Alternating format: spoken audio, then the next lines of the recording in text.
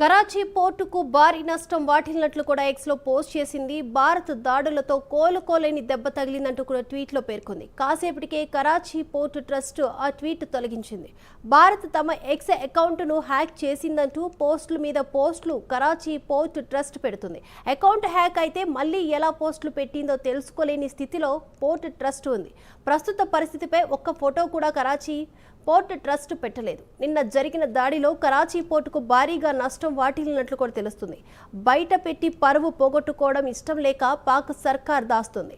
ఈ అంశానికి సంబంధించి ఓవరాల్ అప్డేట్స్ అందించడానికి మా ప్రతినిధి ప్రవీణ్ లైవ్లో సిద్ధంగా ఉన్నారు. ప్రవీణ్, దీపిక, అయితే పహల్గాం ఉగ్రదాడి అనంతరం ఏదైతే పీఓకే ఉందో పాక్ ఆక్రమిత కాశ్మీర్లో ఉన్నటువంటి ఉగ్ర స్థావరాలపైన కూడా భారత దళాలు విరుచుకపడ్డాయని తెలుస్తుంది. ఆ విధంగా దాని నేపథ్యంలో దాన్ని దృష్టిలో ఉంచుకొని పాకిస్తాన్ కూడా అయితే డ్రోన్ల సహకారంతో కొన్ని ఏదైతే కాశ్మీర్ ప్రాంతంలో ఉండేటటువంటి 15 స్థానాలని టార్గెట్గా చేసుకొని డ్రోన్ల సాయంతో అయితే దాడికి పాల్పడింది. వాటిని అన్నింటినీ కూడా భారత సైన్యం తిప్పికొట్టిందనే చెప్పాలి. అదేవిధంగా నిన్న ప్రధాని అండ్ రక్షణ శాఖ మంత్రి ఆధ్వర్యంలో భారీ యొక్క మీటింగ్ అయితే కండక్ట్ చేసిన అనంతరం రాత్రి సమయంలో నిన్న టోటల్గా త్రివిధ దళాలతో కూడా మీటింగ్ ఏర్పాటు చేసిన తర్వాత త్రివిధ దళాలు ఏకదాటిగా విరుచుకుపడటంతో భారత నేవీ మొదటిసారిగా 1971 సంవత్సరంలో అటాక్ జరిగిన తర్వాత ఆ తర్వాత మళ్ళీ 54 సంవత్సరాల తర్వాత సుమారు 54 సంవత్సరాల తర్వాత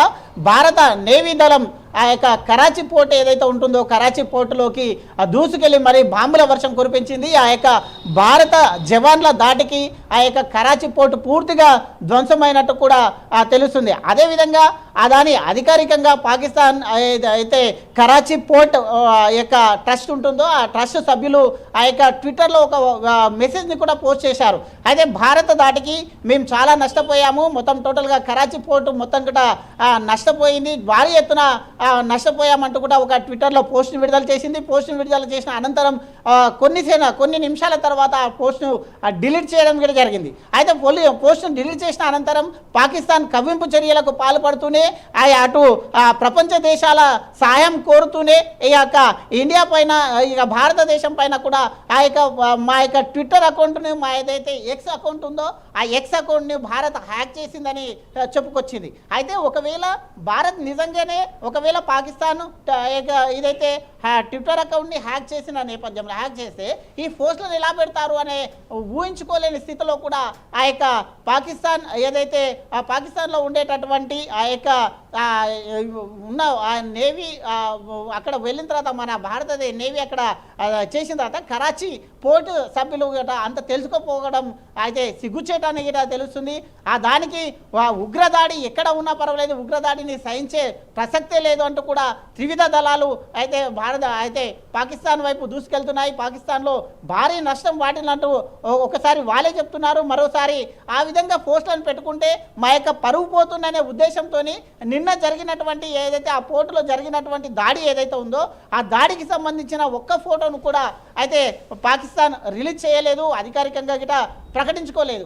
అయితే భారీ నష్టమే జరిగిందని కూడా అంచనాలు వస్తున్న నేపథ్యంలో దేనికైనా సిద్ధంగా ఉంది. ఇప్పటికే భారత పాకిస్తాన్ మధ్యన ఉద్రిక్తలు తలెత్తుతున్నాయి. అటు జమ్మూ కాశ్మీర్ నుండి ఇటు రాజస్థాన్ వరకు కూడా మొత్తం టోటల్గా భారత ఆర్మీ అలర్ట్గా ఉంది.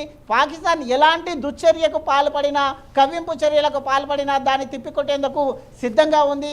భారత ఆర్మీ కూడా అదేవిధంగా పాకిస్తాన్కు బదులిస్తుంది. అయితే పాకిస్తాన్ చివరకు ఇప్పుడు అడుక్కునే పరిస్థితికి వచ్చింది. అదేవిధంగా ప్రపంచ బ్యాంకులకు కూడా మాకు సాయం అందించండి, మాకు చాలా నష్టపోయామని కూడా అడిగే స్థితిలో వచ్చింది అని అంటే పరిస్థితి ఎలా మారిందో తెలుసుకోవచ్చు. దీపిక, అయితే ఇక్కడ చూసుకుంటే భారత్ గట్టిగానే పాక్కి గట్టి గుణపాఠం చెప్పింది అని మనం అనుకోవచ్చు అంటారా? ఏదైతే వాళ్ళు భయపడుతూ కూడా ఎక్స్లో ట్వీట్ చేసి మళ్ళీ దాన్ని హ్యాక్ అయిందంటూ కూడా అకౌంట్ని చెప్పడం, ఏదైతే ఇష్టం లేక ఇది పరువు పోగొట్టుకోవడం ఇష్టం లేక దాటేస్తున్నారు ఇట్లా చెప్పడాన్ని కూడా మనం చూస్తే పాక్ నిజంగా ఏదైతే భారత్ ఇప్పుడు యుద్ధం చేస్తుందో దీనికి కంప్లీట్గా భయపడిపోయి ఏదో ఒకటి చెప్పాలి అన్న విధంగా చెప్తుంది అని మనం అనుకోవచ్చు అంటారు. ఎస్, ఖచ్చితంగా దీపిక, ఇది ఎట్టి పరిస్థితుల్లో నిన్న జరిగిన దాడి లోపల నిన్న మన యొక్క ఏదైతే నేవీ దళం ఉందో ఆ నేవీ దళం మొత్తం టోటల్గా కూడా ఆ యొక్క కరాచీ పోర్టును చిందరవందరం చేసిందనే చెప్పాలి. బాంబుల వర్షం కురిపించింది. బాంబుల వర్షం కురిపించిన తర్వాత కరాచీ పోర్టు పూర్తిగా ధ్వంసమైంది. చాలా ధ్వంసమైన నేపథ్యంలో వాళ్ళే అధికారికంగా ట్విట్టర్ చేశారు. ట్విట్టర్ చేసేసి మేము చాలా పోర్టు చాలా నష్టపోయామని ట్వీట్ చేసిన తర్వాత ఆ విధంగా చెప్పుకుంటూ ప్రపంచ దేశాల ముంద పరువు పోతుంది. అయితే ఇండియన్ ఆర్మీ ముందలగడం పరువు పోతుందనే ఉద్దేశంతోనే ఆ పోస్ట్ని డిలీట్ చేశారు. డిలీట్ చేసిన తర్వాత మా యొక్క ఇది ఎక్స్ అకౌంట్ను ఏదైతే ఉందో పాకిస్తాన్ ఈ యొక్క కరాచీ పోర్ట్ ఎక్స్ అకౌంట్ని హ్యాక్ చేసిందని చెప్పుకుంటూ వస్తున్నారు. ఒకవేళ అదేవిధంగా ఒకవేళ భారత్ కనుక ఆ విధంగా చేసి ఉంటే మరి వీళ్ళు పోస్టులు ఎలా పెడతారు? ఆ విధంగా చెప్పుకోలేని స్థితిలో ఉన్నారు. చెప్పుకుంటే సిగ్గుపోతుంది అనే స్థితిలో ఉన్నారు. కాబట్టి ఆ కరాచీ పోర్టుకు సంబంధించిన ఒక్క వీడియో కూడా ఒక్క ఫోటో కూడా ఇంతవరకు పోస్ట్ చేయలేదు. అయితే ఈ యొక్క దృశ్చర్యానికి మొత్తం టోటల్గా పాకిస్తాన్ మొత్తం భయపడిపోయిందని చెప్పాలి. ఏదో అనుకున్నది కానీ ఏదో అనుకుంటే ఏదో అయిందనే ఉద్దేశంతో పాకిస్తాన్ ఉందని చెప్పాలి. పాకిస్తాన్ తోక ముడిచక తప్పదు. పాకిస్తాన్కు ధీటైన జవాబు భారత్ ఇస్తుంది. కాబట్టి త్రివిధ దళాలు ఖచ్చితంగా ఇది చేస్తున్నాయి. ఇప్పుడు ఢిల్లీలో కూడా అయితే హై లెవెల్ కమిటీ మీటింగ్ నడుస్తుంది. హై లెవెల్ కమిటీ మీటింగ్లో ఇంకే నిర్ణయాలు తీసుకుంటారు, పాకిస్తాన్ ఎలా ఉంటుంది, ఎలా ఉండబోతుంది, ప్రపంచ పటంలో ఇక పాకిస్తాన్ని మనం చూస్తామా అనే విధంగా కూడా ఊహాగానాలు అయితే వినిపిస్తున్నాయి. Right, thank you Praveen.